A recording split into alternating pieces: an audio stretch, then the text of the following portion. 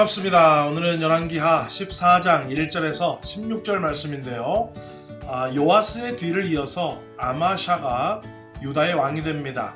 성경을 보면 아마샤는 하나님 보시기에 정직하게 행했다라는 평가를 받습니다. 비록 다윗과 같지 않았고 산당을 없애지는 않았지만 신앙개혁을 단행한 아버지 요아스의 본을 쫓아서 행했기 때문에 그렇습니다. 하나님은 그의 왕권을 강하게 하시고 아버지를 죽인 원수도 갚게 해주십니다. 아마샤가 아버지의 원수를 갚으면서 원수의 자손을 연좌해서 죽이지 않은 것은 모세의 율법을 따라서 하나님의 계명에 순종하기 위해 애썼음을 또 우리에게 보여주고 있습니다. 그랬기 때문에 하나님은 아마샤가 에돔을 물리치고 영토를 넓힐 수 있도록 허락해 주십니다. 이것은 하나님의 백성의 성공과 실패가 말씀 순종의 여부에 달려있음을 분명하게 보여주고 있는 것입니다.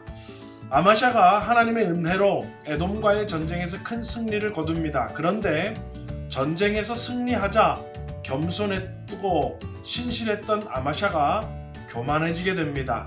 아마샤가 북이스라엘 왕 요아스에게 8절에 보면 서로 대면하자라고 하는데 이것은 요즘의 선전포고입니다. 요아스는 북이스라엘을 귀한 백향목으로, 요다는 하찮은 가시나무로 비유하면서 결국 두 나라는 서로 전쟁을 하고 유다가 크게 패하고 아마샤와 백성이 포로로 잡히는 치욕도 겪게 됩니다. 여러분, 겸손하면 하나님이 도우심으로 승리하지만 은혜를 잊고 교만해지면 패배합니다.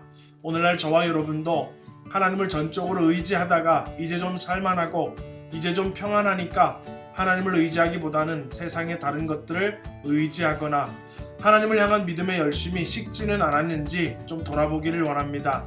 하나님은 겸손한 자를 찾으시고 겸손히 하나님 앞에 엎드리는 자를 붙잡아 주십니다. 오늘도 범사에 겸손과 믿음으로 하나님을 전적으로 의지하면서 일평생 하나님의 풍성한 은혜를 받는 저와 여러분 되기를 주님의 이름으로 소망합니다.